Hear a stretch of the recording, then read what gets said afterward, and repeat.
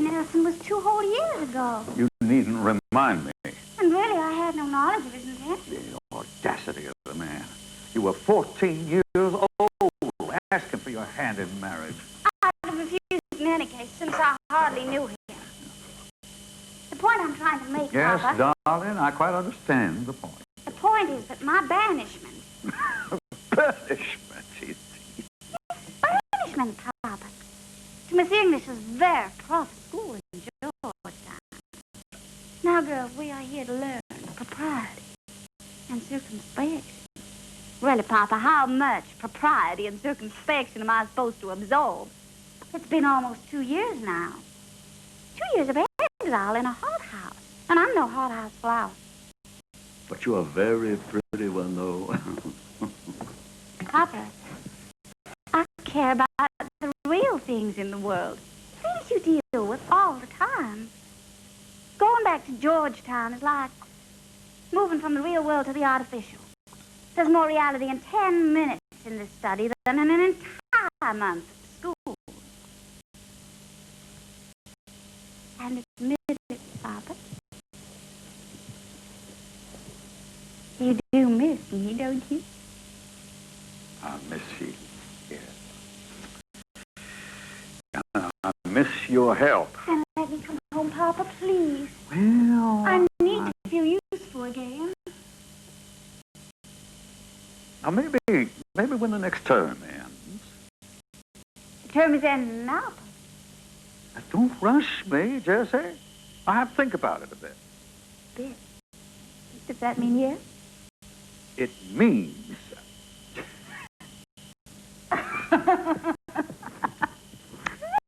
You're so good. Yeah, so easily twisted around your little finger. Oh, you poor, Now, you stop that. manipulator. Can we get on to more important matters, do you think? Yes, sir. At your service, sir. You are perhaps the silliest creature I ever saw. All right, now, this dinner party that we have. Yes, sir. The dinner party, sir. Now, it's for a British visitor, Sir Roger Dunstan. He's a guest of Joel Point's, and I'm really doing this as a gesture to Joel. Now, there is no Lady Dunstan. He's not with him. So put Mrs. Poinsett on my right and Joel on your left. Yes, sir. Consider it done, sir. Will you please be serious? Now, the Crittendens are going to be there, and I've invited Senator Lynn and Henry Dodge. Finally, Nicolay and a man named Provost, who guided the expedition.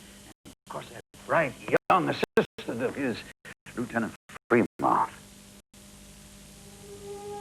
Have you been to the map room? Yes, it's fascinating. Much of it is well over my head, believe me, but this young fellow Fremont makes it all seem so clear. I'd say he's the one that brings Nicolay's abilities into focus. Sir, what far have you done? I must admit, I like it.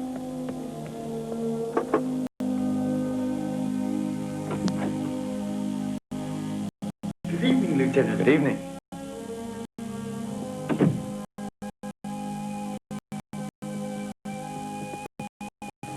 Thank you.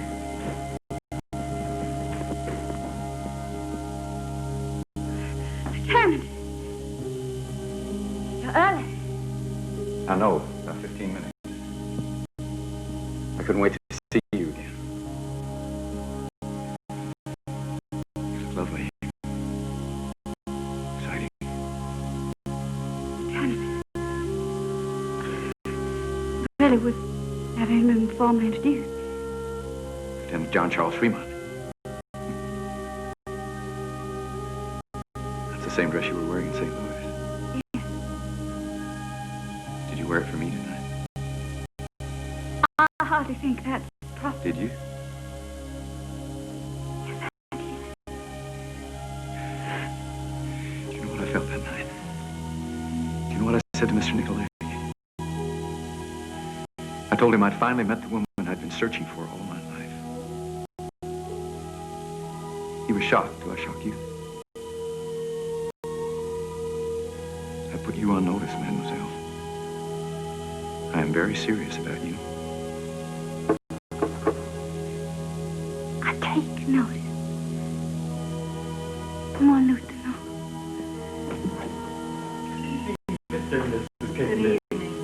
Marie? How lovely you look. Jessie, my dear. John, how nice to see you. Jessie? Come in, please. Do you know Lieutenant Fremont? Lieutenant Fremont? Lieutenant? How do you do, sir? Only last year, President Van Buren ordered the workday on federal projects reduced to 10 hours. Before you know it, business will be following suit. That's the nut of it, Sir Roger. It's a new world we've entered. Chamberlain. More wine? Oh, I thank you, dear. Your father always has the best. She is charming, isn't she? Ma'am?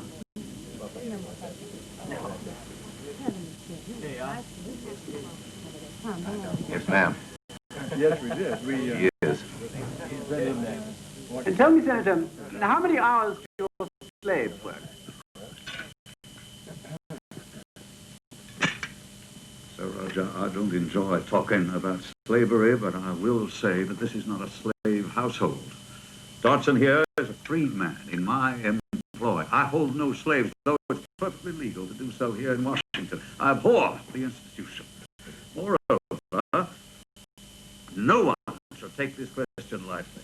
The division of North and South into ever more adamant groups represents the greatest of all threats to this union. Papa, slavery makes bad table talk. Indeed it does.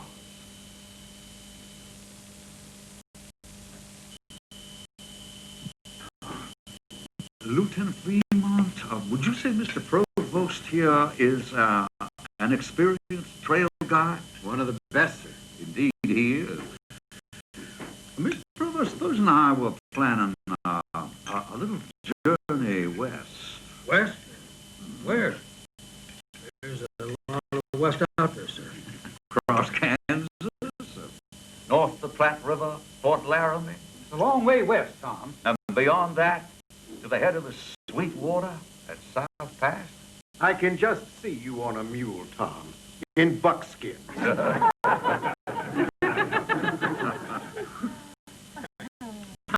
long would such a trip take, Mr. Provost? Doing exactly what, sir? Wandering around, looking at Indians and public? Mapping the route? 5, 6 months. Depending on what you might run into. And why would you wish such a map, Senator? For the sake of convenience, shall we say? The convenience of an adventure further west to California, for example, or Oregon? Has anybody heard me mention Oregon? May I remind you, sir, that Oregon is British territory. No, it is not British territory. It is jointly held under treaty by the United States and Great Britain. Equal rights, sir, by force of discovery. Oh, yes. Yes, I know the treaty. Only too well, in fact. But as a practical matter, Britain holds Oregon by occupying it, sir. Only for the moment, sir. And what does that mean? It means that America sees its destiny in an empire that sweeps across its own continent. Until it encounters British territory, and there it must stop. Our manifest destiny lies in westward expansion, sir. Let me assure you, one day Puget Sound will be ours. That is an outrageous statement. Oh, dear, I'm terribly sorry. Please don't fret over it, Sir Roger. Look upon it as an omen of good. May we never spill anything but wine over Oregon. Well said, Miss Benton.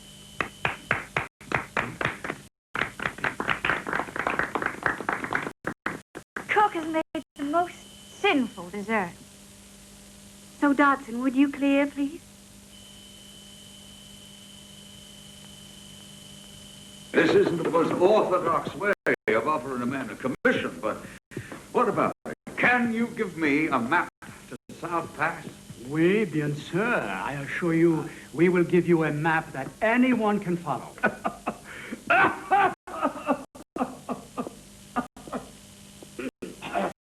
What do you think, Henry?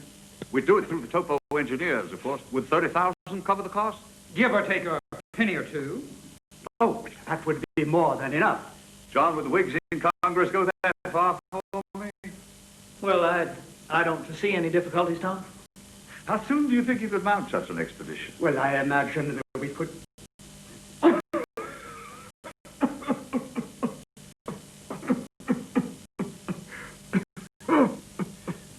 Are you well enough to lead such an arduous expedition? Oh, yes, certainly. I have a small cold just now. More than a cold, Papa Joe. You've had that cough for months. Ever since we were up on the... Well, a bronchial irritation, but nothing... You were about to say, Mr. Provost. Senator, ever since those last few days on the Minnesota, the rivers were freezing over. Winter was coming on fast. Horses, the man, ready to drop. Well, Mr. Nicolay here.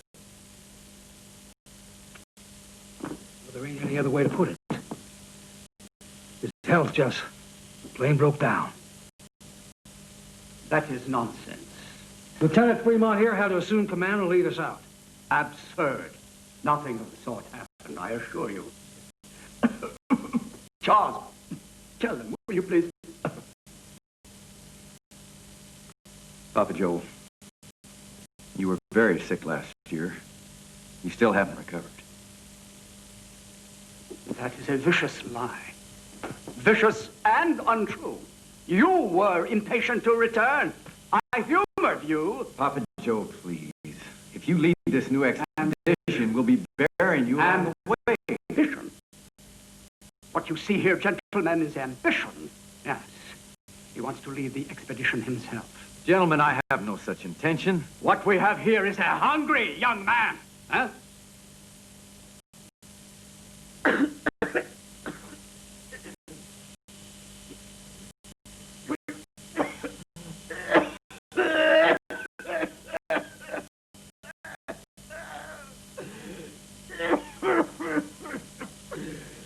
Please, will you give me a moment?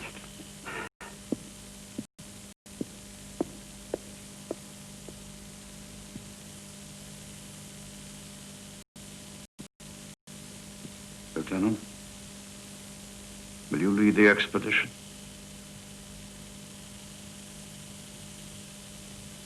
Papa Joe, I'll fetch you a hack. I require no further assistance. Thank you. Nothing ever changes. The French denied me the academy, and now you deny me this. Papa Joe, I wish with all my heart that you were well. Men do not change. Hungry men, huh? Do not change.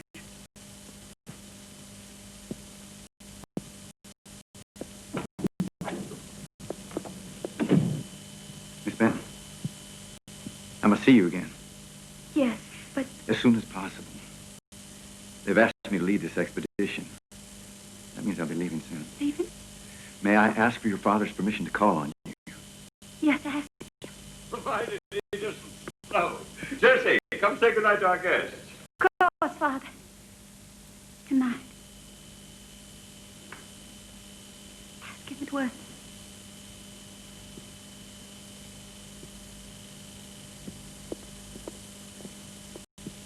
Senator, may I speak to you? Your attentions to my daughter are to cease at once. Sir, you are quite obvious, sir, and I won't have it. Senator, I assure you... You will assure me of nothing. She is 16 years old, and I will not have you seeing her. Do you understand? You're not to see her. Senator, you... My intentions are entirely... You have no intentions. You will stay away from her. Defy me, and I will break you. Don't threaten me, Senator. I do threaten you. I'll give you fair warning. Good night, Lieutenant.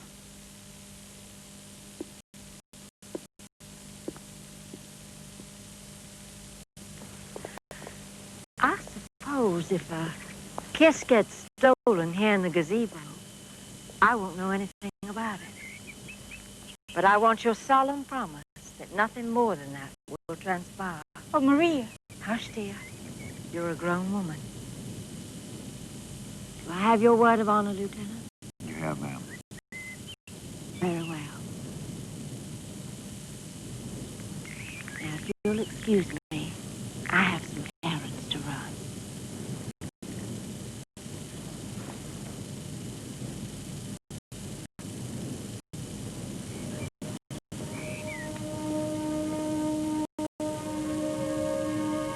I was so frightened. So was I. Not of your father, but you. I was afraid you might never see me again. I'd rather die.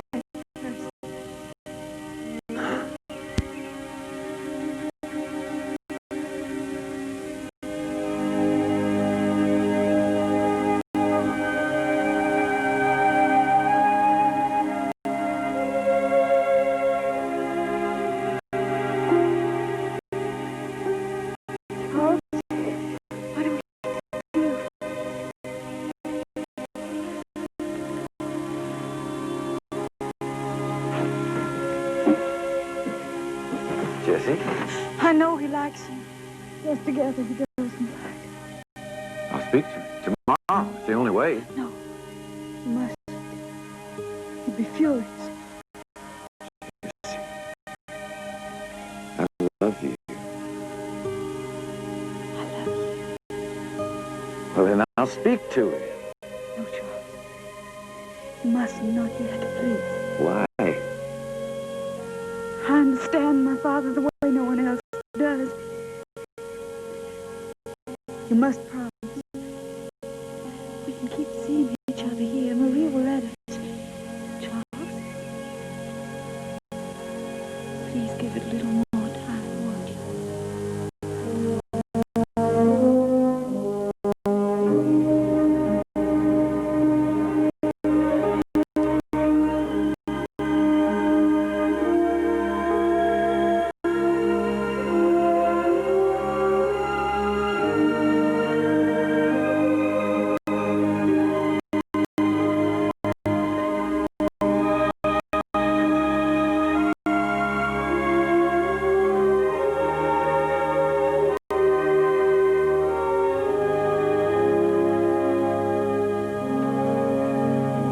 Bar dancing